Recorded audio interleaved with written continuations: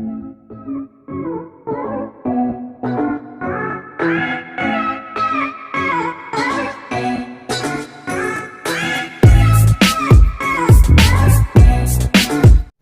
guys, welcome back to Class of Learning. You're with Rahul Sharma, your friend and guide. This class all about to know about the complete course for your second term examination of English language. So इस paper में हमें 50 में से 45 plus score करने हैं. How to score 45 out of 50 and that too very easily.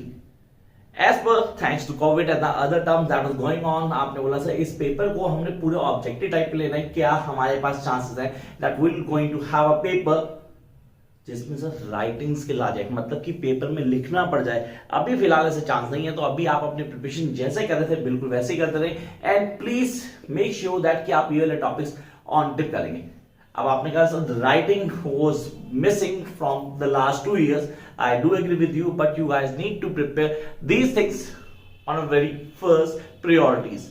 चलो यार, the first thing that we are having in a term is writing comprehension. Sir writing comprehension की बात करते हैं, सबसे पहला दिमाग में आता है कि note making still not a part of your course. Yes, note making still not a part of your course. 2 unseen passage आएंगे जो कि होंगे डिस्क्रिप्टिव या फिगरेटिव हो सकते हैं, या मेरे पास कोई एक एनालिसिस दे दी जाएगी जिसको मुझे डील करना पड़ेगा. तो मैंने कहा अनसीन पैसेज की प्रिपरेशन, हाँ रिपीट, अनसीन पैसेज बोल रहा हूं, कॉम्प्रिहेंशन वो आपको ऑन टिप होनी चाहिए. Yes, you do have the ample choice. आपके पास क्वेश्चन फालतू होंगे, 2 क्वेश्चन फालतू दे जाएंगे दोनों में कि आप चूज करके कोई भी आंसर निकाल सकते हो. तो स्ट्रेटेजी क्या रहेगी? What is the best strategy to get complete marks in this section? The reading comprehension, मतलब इस पार्ट में पूरे नंबर चाहिए. We want 100% marks in this section. तो उसके लिए प्लीज मेरी वीडियोस को देखना ना भूलें, जो मैं ऑलरेडी डाल चुका हूं. How to solve your comprehension and score 10 out of 10 और 14 out of 14, मतलब 100% स्कोर कर सकता है बड़े आराम से. सिर्फ बेसिक्स को क्लियर करना है. आपने कहा सर ये as compare to this part easy होगा. ऐसा कहना गलत होगा, क्योंकि ये ज्यादा इजी है, क्योंकि इसमें हम डिटेल पहले पढ़ चुके हैं. हमें पूरी नॉलेज है लिटरेचर के अनसीन पैसेज को सॉल्व करने की. चलो यार, फिलहाल यहाँ पे आते हैं. हमें 2-3 चीजें दिमाग में रखनी है, मतलब at the time of solving the comprehension आपको क्या ध्यान रखना है. Strategy 1, read the questions first. हाँ repeat, read the question first. और जब आप क्वेश्चंस पढ़ेंगे at that time guys you need not to check the answers. Honestly उस वक्त आपको चेक नहीं करना, आपको सिर्फ क्वेश्चन पढ़ने, उनके मीनिंग को क्लियर करना है. And then read all the question one by one. ऐसा नहीं कि पहला क्वेश्चन पढ़ो और आंसर ढूंढने चले गए, ये काम बिल्कुल नहीं करना. पहले क्वेश्चन पढ़ेंगे, सारे क्वेश्चन पढ़ेंगे, एक आइडिया फॉर्म करेंगे दिमाग के अंदर कि पैसेज किस बारे में. Then go for reading. Reading की 2 स्ट्रेटेजी बताई हुई मैंने. हमेशा बोलता हूं कि आप पहले एक रफ रीडिंग करेंगे, then go for final reading. से रफ रीडिंग और फाइनल रीडिंग, जो लोग पहली बार चैनल पे आए हैं, जिनको नहीं पता कि यार इंग्लिश के लिए हमें क्लासेस ऑफ लर्निंग पे जाना चाहिए, तो उनको क्लियर करता हूं कि यहाँ पे रफ रीडिंग वो होती है जहां पे मेरे को कई वर्ड्स के मीनिंग नहीं आते थे. तो while eight the time of reading what I do, मैं पेन पेंसिल हाथ में रखता हूं, उन वर्ड्स को अंडरलाइन कर देता हूं. आप लोग भी यही करेंगे. आप लोग eight the time of reading उसको अंडरलाइन करेंगे, वो सारे टफ वर्ड्स अंडरलाइन करते जाएंगे. आपने कहा सर हमने बड़े आराम से किया, उन वर्ड्स को अंडरलाइन कर देंगे. अब जब आपने रीडिंग खत्म की तो आपने कहा सर 10 से 15% हमें समझ में आया था पैसे किस बारे में, जब हमने क्वेश्चन पढ़े थे. और जब हमने रफ रीडिंग की, मतलब जिसमें कई वर्ड्स के मीनिंग नहीं आते थे और हमने उनको अंडरलाइन कर दिया, अब हमें जो ये समझ में आया, हमें ये समझ में आया कि यार इसको करने का तरीका, मतलब 30 to 40% पैसेज क्लियर हो गया. अब आपको क्लियर करना है 90%, लीस्ट 90% पैसेज ऑन टिप होना चाहिए. तो अब क्या करेंगे, अब करेंगे आप सेकेंड रीडिंग. ये होगी स्लो रीडिंग, जिसमें आप पंक्चुएशन को फॉलो करेंगे. जहां पे फुल स्टॉप होगा वहां रुकेंगे, वहां तक मीनिंग को समझेंगे.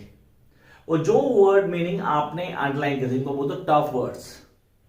टफ वर्ड्स क्योंकि उनके मीनिंग हमें नहीं आए थे, तो आपने उन मीनिंग के वर्ड्स को कहां से ढूंढना है. You don't have phone, you don't have dictionary over there.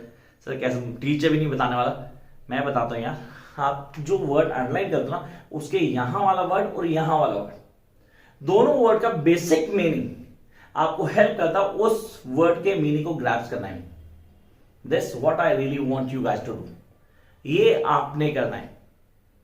तो आपने रीडिंग करनी है. रीडिंग करते हुए जो वर्ड अंडरलाइन किया उसके नियर बाय वर्ड्स के मीनिंग आपको दिए गए, उन वर्ड्स के मीनिंग से उस वर्ड का मीनिंग ग्रैप्स करना है. एंड 99 आउट ऑफ 100 आप बिल्कुल ठीक हो गए.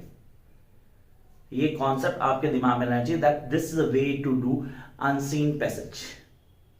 जब सेकेंड रीडिंग फाइनल होते हैं तो आप 80 to 90% पैसेज क्लियर कर, सो व्हाई नॉट 100? तुम टीचर नहीं हो यार, still your student.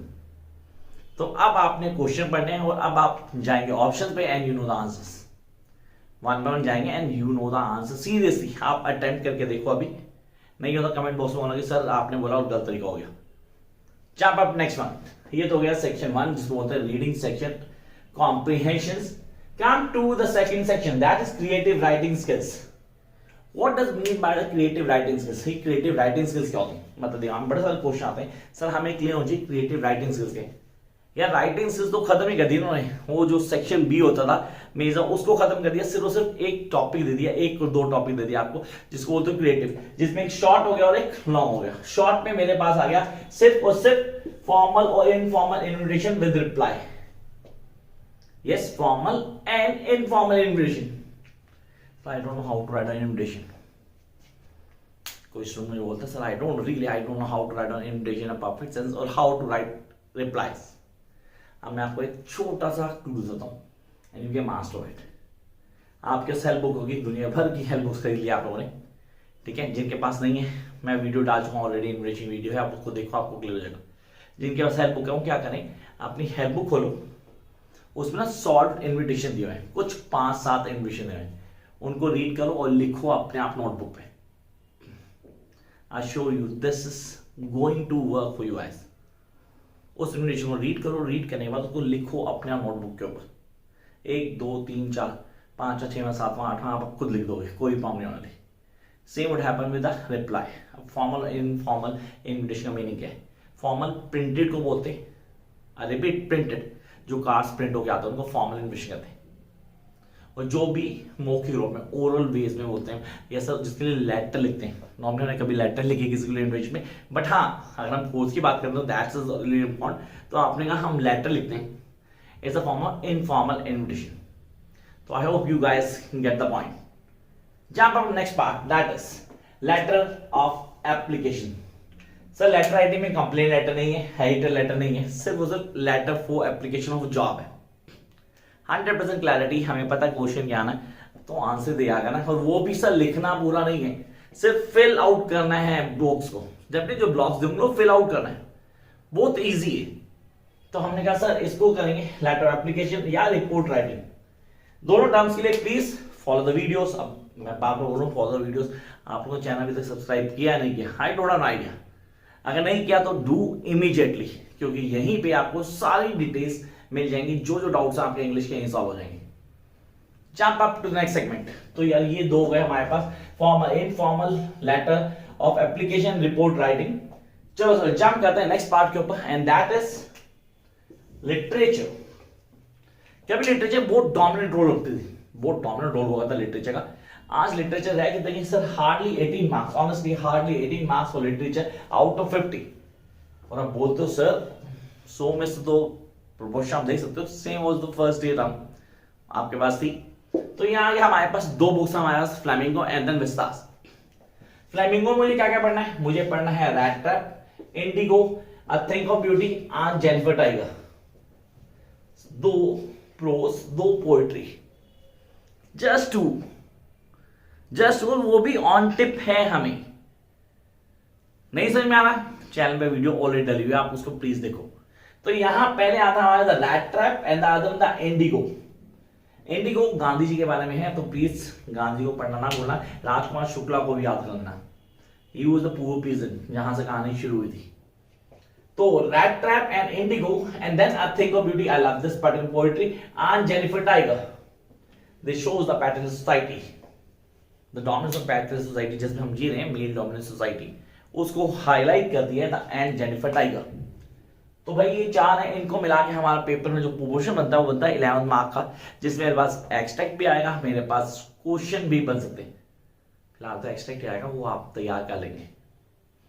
Jump up to the next segment that is Vistas.